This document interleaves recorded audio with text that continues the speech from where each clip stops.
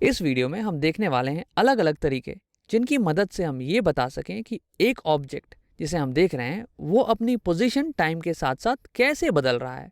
तो मान लीजिए कि आप नीचे कहीं खेलने गए हुए हैं और आपने देखा कि एक बॉल है जो कि एक लाइन पे ही चल रही है, आगे पीछे जा रही है और फिर वो समय के साथ साथ अपनी पोजीशन भी चेंज कर रही है। तो आपको अगर यही चीज़ अपने दोस्त को बताना पड़े तो आप कैसे बताइएगा? तो एक तो सिंपल सा तरीका है टेबल के ज़रिए। आइए, हमने एक टेबल बना लिया उस बॉल का। तो ये टेबल ये दर्शाता है कि अलग अलग टाइम पे बॉल किस किस पोजीशन पे थी। जैसे कि टाइम 0 सेकेंड पे बॉल 3 यूनिट की दूरी पे थी, 1 सेकेंड पे बॉल 3 ही यूनिट की दूरी पे थी, 2 सेकेंड पे बॉल -1 पे आ गई, 3 सेकेंड पे 0, 4 सेकेंड पे 0 और 5वें सेकेंड पे 2 यूनिट। अब ये तो हो गया एक तरीका। अब इस तरीके में कुछ कुछ खामियां हैं, कुछ कुछ दिक्कतें हैं।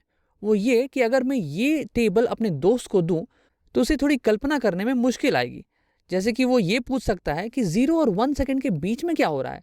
क्या आधे सेकेंड पे बॉल 3 ही यूनिट पे था, या फिर हो सकता है आधे सेकेंड पे बॉल 3 से 4 पे चला गया हो और फिर से 4 से 3 पे वापस आ गया जब समय 1 सेकेंड हो गया। तो इसके लिए हम क्या करेंगे, तो इसे दर्शाने के लिए हम एक और तरीका देखते हैं। वो है एनिमेशन के जरिए देखना या फिर एक मूवी के जरिए से देखना। तो आइए यहाँ पे एक नंबर लाइन बना लेते हैं जिसपे कि हमारी बॉल जो है चल के आगे पीछे जा रही है। ये है हमारी बॉल। तो आइए इस टेबल के हिसाब से इस बॉल को अब हम हिलाते हैं। तो हमें दिया हुआ है कि 0 सेकेंड पे बॉल 3 पे है और 1 सेकेंड पे भी बॉल 3 ही पे है और 2 सेकेंड पे बॉल -1 पे आ गई। तो चलिए हम लोग क्या करेंगे, सेकेंड काउंट करेंगे और फिर उसके हिसाब से हम बॉल को हिलाएंगे। तो आइए ये करते हैं। 0 सेकेंड एंड 1 सेकेंड, फिर 2 सेकेंड, फिर 3 सेकेंड, फिर 4 सेकेंड एंड 5 सेकेंड। तो ऐसे जो बॉल है हमारी नंबर लाइन पे चली होगी। तो ये थोड़ा बहुत मददगार तरीका था, बट हमारे पास इससे भी एक सिंपल तरीका है, वो है ग्राफ्स का तरीका। तो आइए एक पोजीशन टाइम ग्राफ बनाते हैं।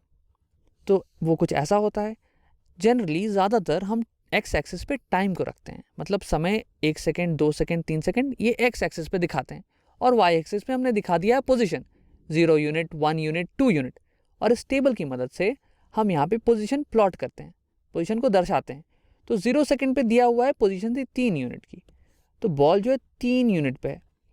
फिर 1 सेकेंड पे बॉल फिर से 3 ही यूनिट पे है, तो ये 1 सेकेंड पे बॉल 3 यूनिट पे आ गई। फिर दूसरे सेकेंड पे बॉल -1 पे है, तो दूसरे पे बॉल यहाँ -1 पे दिखाते हैं। थर्ड सेकेंड पे 0 पे है, फोर्थ पे 0 पे और 5वें सेकेंड पे 2 पे है। तो ये हो गया हमारा 2। तो आप ये देख रहे होंगे कि बॉल जो है यहाँ मोशन कर रही है इस हॉरिजॉन्टल लाइन के अलॉन्ग, बट यहाँ पे जो पोजीशन है वो बदल रहा है ऊपर नीचे। वो बस इसलिए क्योंकि हमने पोजीशन यहाँ पे वर्टिकल लाइन पे दिखाया है, ना कि हॉरिजॉन्टल पे। तो इसमें घबराने की कोई बात नहीं है।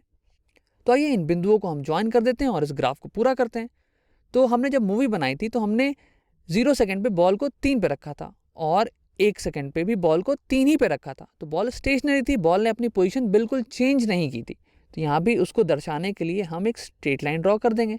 तो इसका मतलब ये हुआ कि अगर आप 1 सेकेंड का छोटा सा छोटा हिस्सा भी लें, 1 मिली सेकेंड, 1 माइक्रो सेकेंड, तो भी बॉल जो है स्टेशनरी है, रेस्ट पे है, वो मूव नहीं कर रही है।